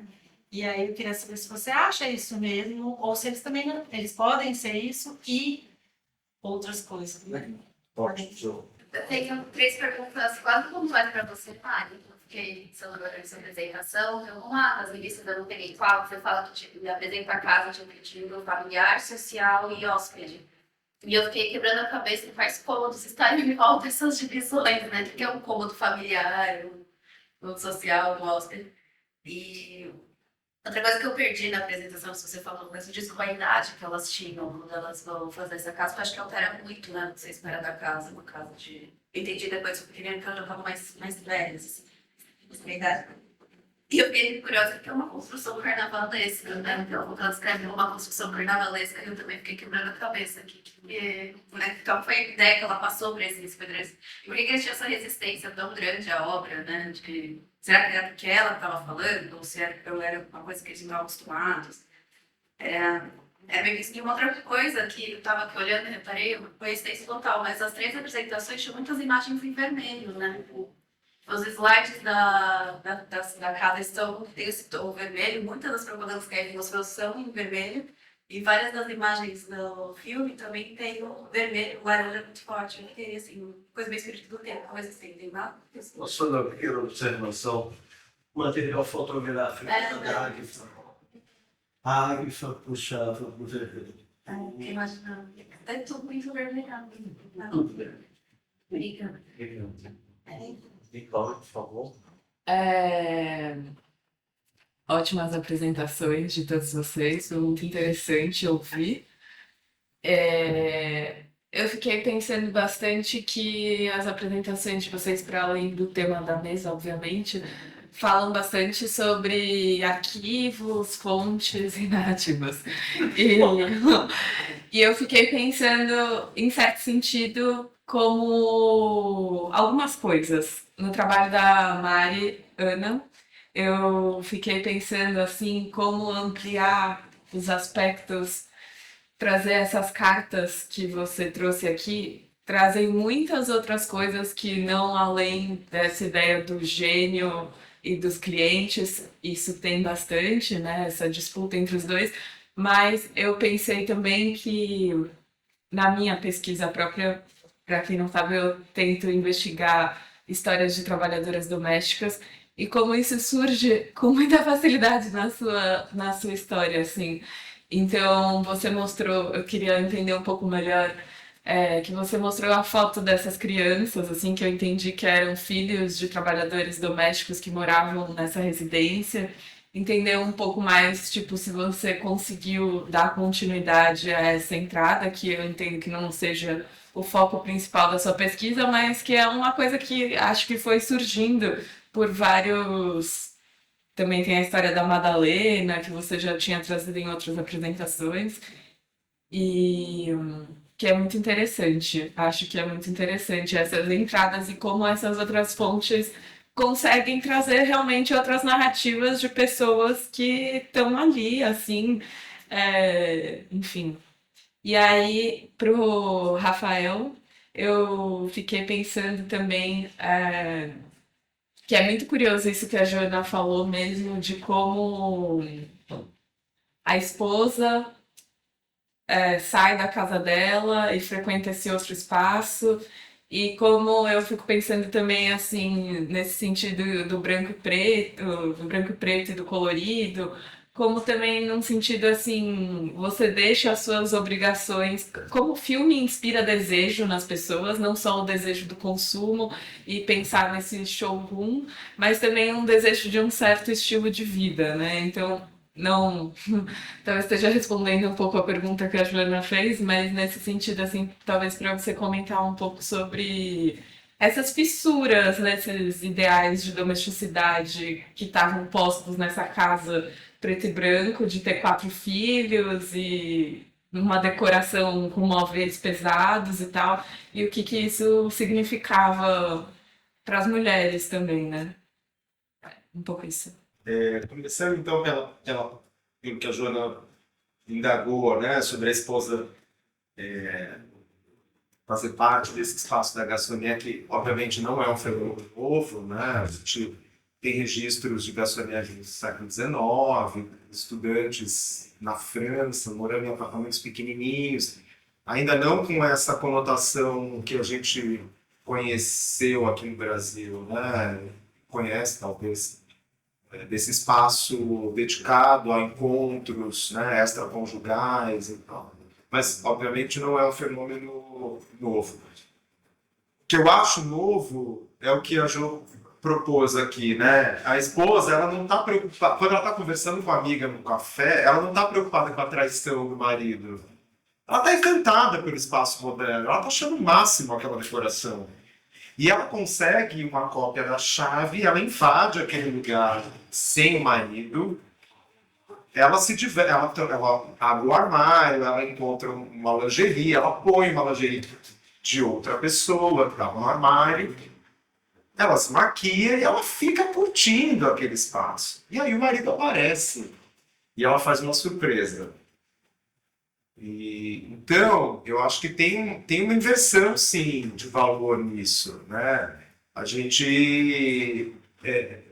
a minha leitura sobre isso é que realmente ela não estava preocupada com a traição do cara, né? E que ela percebe uma abertura, uma outra possibilidade, um outro modo de se viver longe daquele onde tem 4 filhos, a sogra cuida dos filhos, onde tem os compromissos diários, cotidianos. Então, eu acho que, de fato, tem uma super inversão de protagonismo na história, né? Quando o filme começa, ele abre com esse playboy pilotando, e aí as 2 amigas no café, depois corta lá para dentro, ele divide essa garçonnier com outros amigos, o que é muito comum também, né? Esses caras dividiam o aluguel, as despesas, e aí eles combinavam uma agenda ali para não se encontrarem, cada um tinha o seu dia, sei lá, o seu momento ali. E no filme tem um momento engraçado onde vários desses amigos se encontram, dá errado a agenda ali, e todo mundo aparece junto, com outras mulheres, então fica uma coisa esquisita, mas a mulher dele, a protagonista, ela está se divertindo com aquilo tudo. Então ela não se coloca no lugar da mulher traída, largada em casa com os 4 filhos. Tá? ela quer sair de casa também. Ela quer pôr aquela lingerie. Ela queria um apartamento daquele também, né? Tanto que, quando ela consegue essa chave da gasolineira, ela vai pra lá para fazer crochê, ela vai gastar tempo, viver lá, longe desses compromissos triviais ali, do dia a dia dela. E, Jô, sobre o boi de piranha, né? Esse é um argumento desse autor, do Lohan, não é um argumento meu. Eu acho que não. Eu acho que os filmes, essas produções coexistem com esse momento, né? Eu acho que elas têm força própria. Não acho que esses filmes eróticos, eles existem a reboque de alguma outra coisa. Eu acho que eles coexistem. Eu trouxe esse argumento pensando um pouco, né? Mas a gente está no meio da ditadura e esses caras estão ganhando dinheiro. Que bilheteria é essa? Quem está nos cinemas? Né? À luz do dia, na rua, os cinemas de rua em São Paulo. Né? Não eram cinemas escondidos, subterrâneos, né? Sessões noturnas. Era gente no dia a dia, né? À luz do dia, nos cinemas de rua da cidade. Então eu acho que acho que pode de alguma forma ter servido como uma ferramenta de alienação para a ditadura militar, mas eu acho que esses filmes não pensavam nisso quando foram produzidos, né? Eu acho que eles são dois organismos distintos. Eu respondi, João? Não sei. Respondi? Respondi.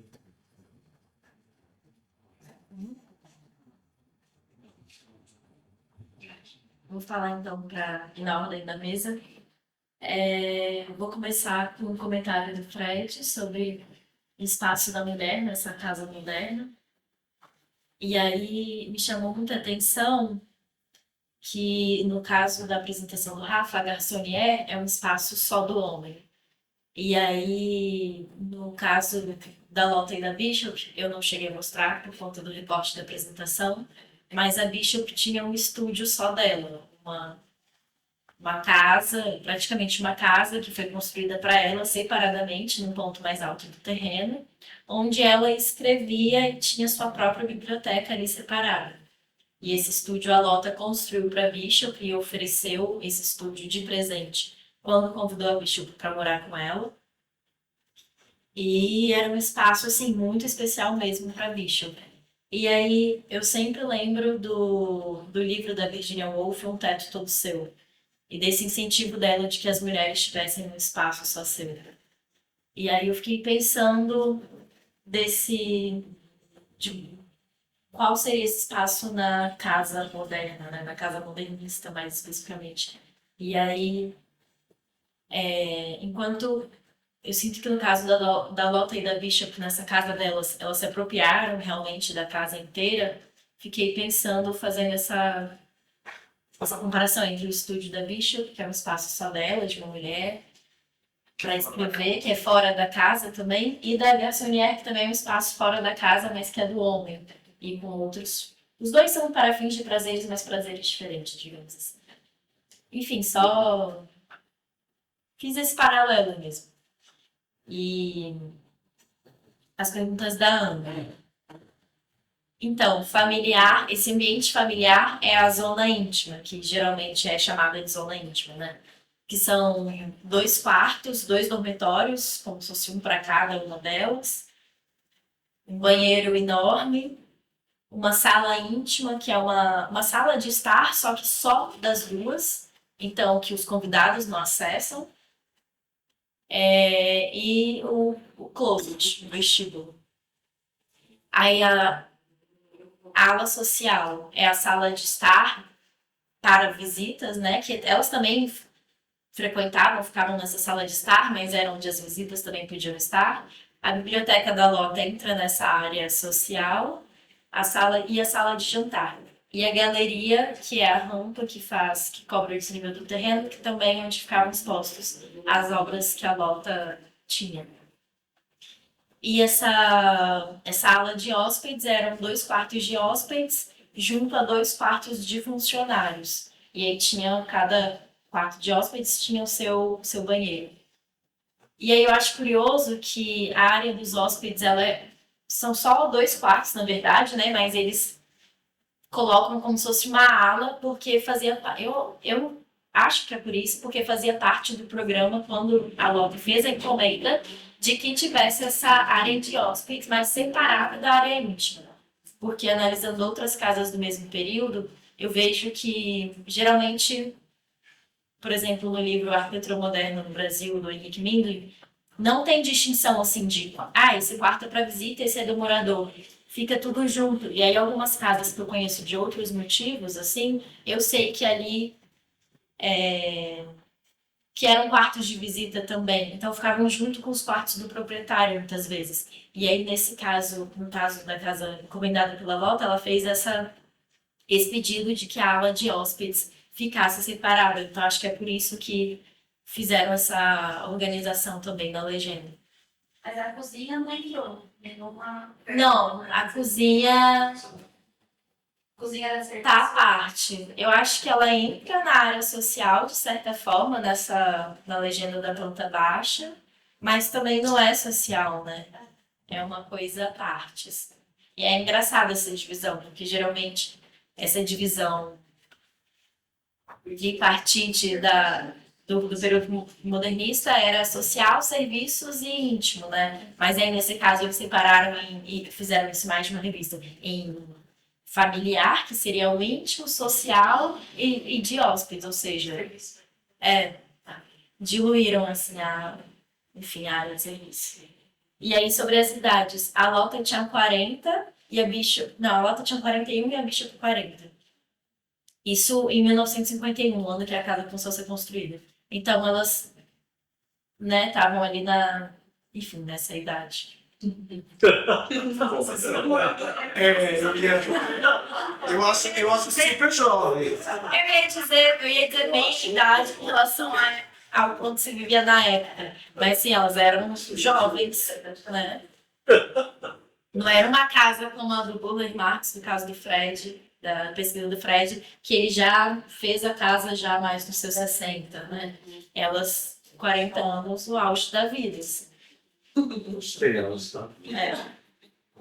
E a construção carnavalesca, porque parecia um pavilhão de carnaval, sabe? Um pavilhão de festa mesmo, com uma estrutura metálica, como geralmente era aplicada em ginásios, porque era a primeira casa construída também nesse formato de pavilhão aqui no Brasil.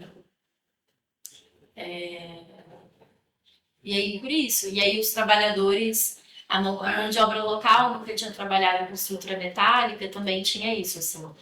E o processo metálico da casa, a estrutura metálica foi feita artesanalmente. Eles pegaram vergalhões, que geralmente eram usados para concreto armado, para fazer as treliças. E daí cortaram, pintaram, enfim, foi um processo industrializado, porém artesanal. E a Nicole, sobre os trabalhadores domésticos, eu consegui muito conteúdo mesmo nas cartas da Bishop. Eu sistematizei as cartas em palavras-chave que mais apareciam, assim, temas que mais apareciam. E eu separei 9 temas e aí a relação com os empregados, com os trabalhadores domésticos. É um desses temas que eu vou abordar bastante. Que, enfim, muitas coisas para falar aqui agora, né? Mas uma relação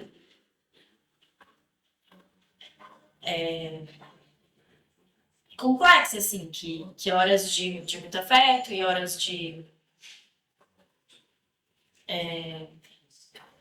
uma superioridade de classe, sabe? Então, muitas questões e muitos trabalhadores também que passaram lá durante esses anos, assim, tipo, depois da Madalena passaram várias cozinheiras, sabe?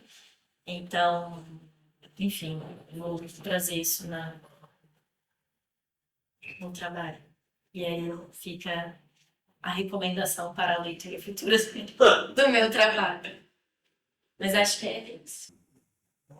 Bom, Fred, sobre a heteronormatividade, eu acho que, querendo ou não, tem um peso político até falar família tradicional, querendo ou não, né?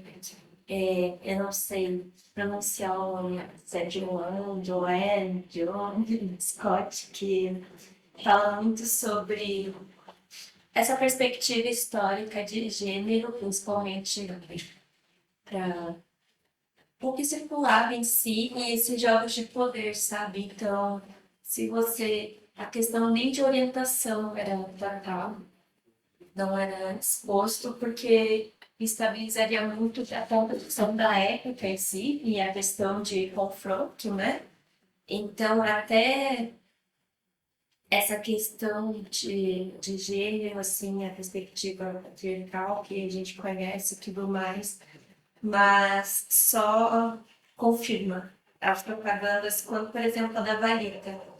Ela tem umas propagandas que, quando ela trata no feminino pro público, que é o feminino alternativo, gênero e tudo mais, ela diz, coloca que apoia a independência da mulher. Quando é para o marido comprar para a mulher, ela tira a frase. E, tipo, é um bordão que não conversa. Então é algo muito assim que é o tradicional que conheciam e não se abordava sobre outras coisas. E acho que é mais esse sentido de jogo de poder mesmo e de você confirmar aquilo, sabe, em vez de confrontar. Tem mais isso. Gente, Posso só fazer um complemento para Ana, que esse modelo assim, de casa em estrutura metálica, uma das referências da casa da Lota são as case study houses nos Estados Unidos, na região da Califórnia. Então, assim, para ter essa conexão. só um pequeno comentário que eu vim aqui para ver a Mariana e entrei o trabalho da IVE. O trabalho da IVE particularmente interessante, veio com o bloco chanchado, fiz algum trabalho ali pela conta do lixo, mas quando eu encontrei a Mariana aqui, falei que eu gostei de ter vindo, porque eu venho mandando, eu gosto de andar para São Paulo, e eu sou nesse caminho para o edifício de adultos, todo mundo conhece. E na década de 70, final dos anos 60, quando o Rio estava feio para mim, eu sou um ex-militante de esquerda paramilitar, eu vinha, seguindo a teoria da Helena, não vou para um lugar menos provável, mas você sabe, o Rio vai para o inferno, vai para São Paulo, e eu ficava abrigado na casa de um amigo meu ali no edifício de adultos. Essa lembrança veio muito essa semana, por duas ocasiões, uma discutindo umas questões aí com a prefeitura e a fundação de uma associação de moradores, onde sempre se fala de morador de rua, e nessa época em São Paulo, quem andava por São Paulo pegava a Avenida São Luís e tinha uma pessoa ao lado da outra. Talvez sejam difíceis fotos dessa época, eu não lembro de ter visto isso. Largo de Santa Cecília, onde morava a minha tia, havia uma pessoa dormindo ao lado da outra em toda a volta. Mas eles não eram considerados moradores de rua. Era simplesmente aquele povo que não conseguia voltar para casa porque a remuneração era muito baixa. 6 horas da manhã, levantava todo mundo, entrava numa padaria. Ah, bom, isso é só para lembrança. Vamos ao caso da Bloch, que é o que me chamou a atenção, e aí a manchete. A manchete, eu tive um convívio particular bastante próximo à manchete, porque eu tive 2 casamentos judaicos. E a manchete era uma revista do Bloch, que era judeu, e tinha uma relação muito forte com a comunidade. Ele abrigava tudo lá dentro. Ele, por mim, era o editor-chefe e a direita odiava ele. A manchete tinha 2 publicações em paralelo com o meio do noticiário, né? Tinha a manchete promovida e a Fatos e Fotos, preto e branco. Então, a Fatos e Fotos se limitava mais a mostrar o momento, né? Mas a manchete tinha essa coisa também, um tanto com sonhador. Mas ele tinha uma outra publicação, que essa, para a família brasileira, para a mulher, para a criança, para o jovem, era fundamental, que era mais filhos. Pais e filhos redesenha objetivamente o que é criança, o que é jovem e o que é família para a família brasileira, claro, de classe média, de centro urbano, né, que estava ali. Mas redesenha, aquilo dali não pode ser ignorado, aquilo é fabuloso. Aquilo é fabuloso. E então, essas pessoas estavam ao lado do governo. Adorei o teu militar civil, porque a extrema-direita e toda a direita adotou hoje a expressão civil-militar. Joga a carroça na frente do cavalo, né, do burro. Mas acontece que os militares é que sempre quiseram chegar lá e o civil vai a reboque, vai junto. Então, é muito interessante essa coisa da pais e filhos, nessa história, do ver a configuração familiar, talvez até as próprias casas apareçam ali. Uma ex-sogra minha foi autor de um livro, que é um dos primeiros a ele, na área de psicologia infantil, chamado Criança Também é Gente. A gente tem que observar que na década anterior, criança ainda não é muito gente, na virada do século, então, criança e adulto era tudo igual. Mas é uma certa faixa da classe média, onde se discutia sexualidade, se discutia amor, tal, estava tudo ali presente, né? Então, assim, nem bate com aquilo dali, né? O conservador daquela época não é esse conservador que tem que ser desenhado no evangélico radical que a gente tem hoje. Essas pessoas eram todas. Eles eram conservadores, sim. Mas só que o modelo não é o modelo evangélico, Bíblia, Antigo Testamento. Se for pro Novo, aí dança tudo. Mas é isso, são lembranças, acho que vale a pena dar uma olhada, bater na questão pais e filhos, fatos e formas.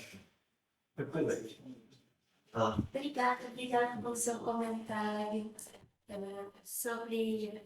Primeiro sobre o Adolfo Bloch, que por exemplo, o Besney ela fala muito que ele tem o ponto dele, ele tem ponto político, ponto de vista e tudo mais, mas o que dá lucro ele tá dentro, entende? Tipo, aquela pessoa que topa o que ele quer ascender financeiramente também, então ele não tem essas restrições por visões políticas em si, apesar de o que muitas vezes me chamava a atenção na manchete é que eles relatavam algumas matérias da vida íntima desses ditadores em si. Então, era muita foto em casa, com a família, e relatavam isso, sabe?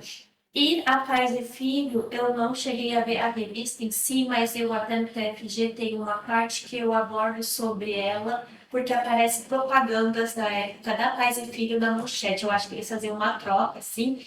Então, por exemplo, tem a questão da TV que estava surgindo nos lares brasileiros, estavam adquirindo mais as TVs, pergunta, criança deve ver novela? Era algo novo, era algo que não tinha esse problema antes. E eu até tinha falado para a Joana sobre a Pais e Filhos, seria bom dar uma olhada, porque eu acho que tem muita coisa que a gente hoje dá como normal, como algo cotidiano, que na verdade eles estavam discutindo lá. Então, obrigada pelo comentário, por relembrar isso também. É isso, gente. Muito obrigado. Então, se alguém tiver mais alguma questão, mas acho que a gente encerra por aqui. E até o nosso próximo encontro. Muito obrigado.